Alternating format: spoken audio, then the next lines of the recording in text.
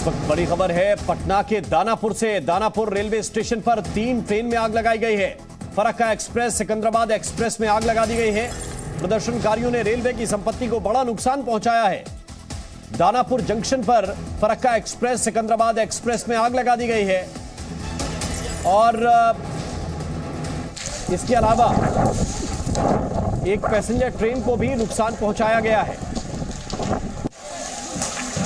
अभी लगभग आधा घंटा हो गया हम लोग को जी। अभी 2 बजे ट्रेन है, उसी पर हम लोग को जाना है। उससे क्या नाम है आपका? किरण देवी। ये बताइए कि कहाँ जाना है? जम्मू जम्मू जाना है। हाँ, लेकिन ट्रेन तो नहीं चल रही है। तो नहीं चल रही, लेकिन बहुत परेशानी हो रही है। और एक्चुअली कि जम्मू के लिए बस का भी सेवा उपलब्ध नहीं है, क्योंकि हम लोग मेन रूट में पड़ते हैं और लगभग इसमें बहुत सारा ट्रेन है, जिसके कारण बस भी नहीं चलता है। और देख रहे हैं कितना भीड़ है और 2 घंटा से हम लोग इंतजार करें ट्रेन का। बहुत ज़्यादा पेशेंट के साथ हैं और बहुत दिक्कत है। और कब तक चल ट्रेन खुलेगी भी नहीं पता है। क्या नाम है? पप्पू कुमार यादव।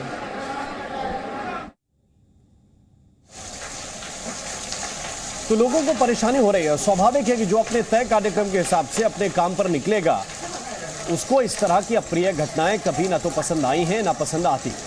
और ये तस्वीर जरा इसको देखिए और ये महसूस कीजिए कि उस वक्त आलम वहां पर क्या रहा होगा। कितनी दहशत वहां पर स्थानीय जो लोग होंगे, जो मुसाफिर होंगे, जो प्लेटफॉर्म पर काम करने वाले कर्मचारी होंगे, उनके मन में कितनी दहशत होगी। ये देखिए कैसे रेलवे ट्रैक पर वाहन फूंक दिए गए। उसके आधार पर हम लोग बड़ी कार्रवाई करेंगे। जो मुद्दा है वो बहुत ही सेंसिटिव है, उस पर हम लोग कुछ नहीं कहेंगे, लेकिन विरोध का इस प्रकार का तरीका उचित नहीं है और सार्वजनिक संपत्ति को नुकसान पहुंचाना किसी भी तरह से ठीक नहीं है। और हमारी अपील है शांतिपूर्ण ढंग से अपनी बात को रखें, जो भी विरोध करना वो करें। और जहाँ इस प्रकार से नुकसान पहुँचाया जाएगा, उपद्रव किया जाएगा या कानून को अपने हाथ में लिया जाएगा, वहाँ हम लोग बहुत बड़ी कार्रवाई करेंगे। आज भी लाठीचार्ज हुआ है और उसके बाद हम लोग कुछ लोगों को अरेस्ट भी किए। अरेस्ट हम लोग लगभग 5 लोगों को किए हैं और बाकी उनका वेरिफिकेशन हम लोग कर रहे हैं और बाकी लोगों को खदेड़ दिया गया है, समना मोड़ तक क्लियर करा दिया गया है। 2 इंजन हम लोग इलेक्ट्रिक इंजन को पहले बचा चुके हैं, उसके बाद नज़र यहाँ पड़ा तो फिर यहाँ भाग के आए हैं। इसके बाद कितने इंजन जले हैं? 2 इंजन यहाँ पे है, डीजल इंजन और एक इलेक्ट्रिक इंजन। इसकी स्थिति क्या है दोनों इंजन की? अभी इंजन के कैब में आग लगाया गया है, ठीक है। अब कैब पूरी तरह से क्षतिग्रस्त है, अब ये काम करने की स्थिति में नहीं है, पूरी तरह से डैमेज है। किसी भी इंजन के कैब में आग लगाने के बाद वो काम करने की स्थिति में नहीं होता है। पूरा कंट्रोल पैनल जला दिया गया है। और उधर के इंजन की सब सुरक्षित? उधर एक को हमने सुरक्षित बचा लिया, पर अभी उसका देखना पड़ेगा। एक इलेक्ट्रिक इंजन था, फरक्का एक्सप्रेस के बोगी में आग लगाई गई है और उसके साथ लगे हुए इंजन को हमने बचाने की कोशिश की, लगभग वो बचा हुआ है। बोगियों में आग लगी है बहुत। वहाँ पे कार्य और उसके बगल में एक लोकल ट्रेन थी, शायद पटना आ रहा थी, नहीं पटना आ रहा थी वो, उसमें भी कोशिश की गई आग लगाने की और उसमें भी तरह से तहस नहस। हाँ, तहस नहस है पूरा, बहुत ज़्यादा क्षति पहुंचाई गई है। और जरा अब ये तस्वीरें देखिए, बिहार के नालंदा की तस्वीरें हैं। नालंदा के इस्लामपुर रेलवे स्टेशन पर उग्र उपद्रवी छात्रों ने एक तरह से इस्लामपुर हटिया एक्सप्रेस ट्रेन की बोगी में आग लगा दी। एसी बोगी समेत करीब 4 बोगियां धुंधु करके जल गई हैं। इस्लामपुर रेलवे स्टेशन की यह घटना है। ये तस्वीर देखिए कैसे जो कर्मचारी हैं वो आग बुझाने की कोशिश कर रहे हैं, लेकिन आग इतनी भयावह है कि उस पर कंट्रोल करना लगभग नामुमकिन सा साबित हो रहा है।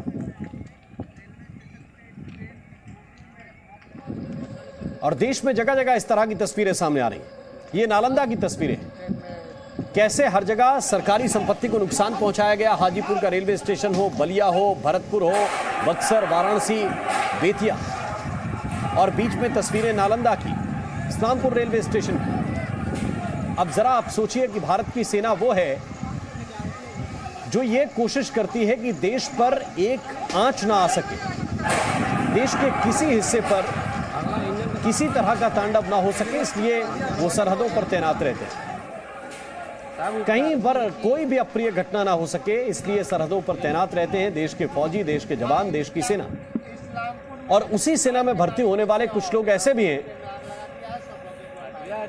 वो चाहते हैं कि उन्हें सेना में भर्ती किया जाए, लेकिन अपने ही देश की अपनी संपत्ति को, जो उनके उपयोग के लिए संपत्ति है, रोडवेज की बसें, सरकारी प्लेटफॉर्म, ट्रेनें, ये उनके लिए उनकी संपत्ति है और उसी संपत्ति को फूंक कर वो ये चाहते हैं कि उन्हें सेना में भर्ती होने की जो पुरानी प्रक्रिया है उसके तहत मौका दिया जाए।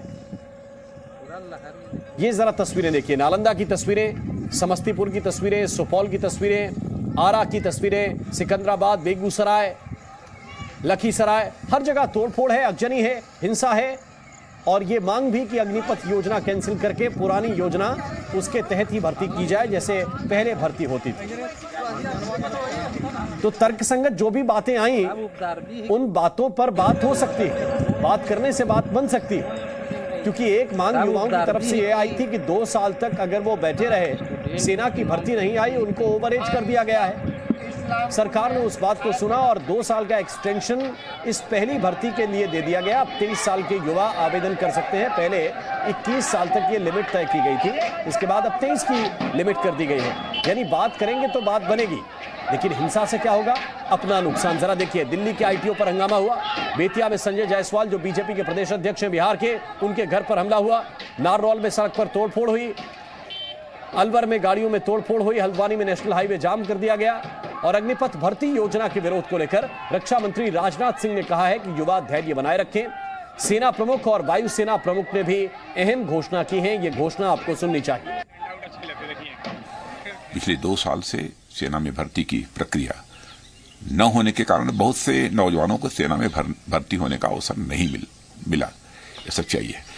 इसलिए युवाओं के भविष्य को ध्यान में रखते हुए और उनके प्रति संवेदनशीलता दिखाते हुए प्रधानमंत्री जी के अनुमोदन पर सरकार ने फैसला किया है कि अग्निवीरों की भर्ती की आयु सीमा को इस बार बढ़ाकर 21 से 23 वर्ष कर दिया जाए। यह वन टाइम रिलैक्सेशन दिया गया है। इससे बहुत सारे नौजवानों को अग्निवीर बनने की पात्रता स्वतः मिल जाएगी।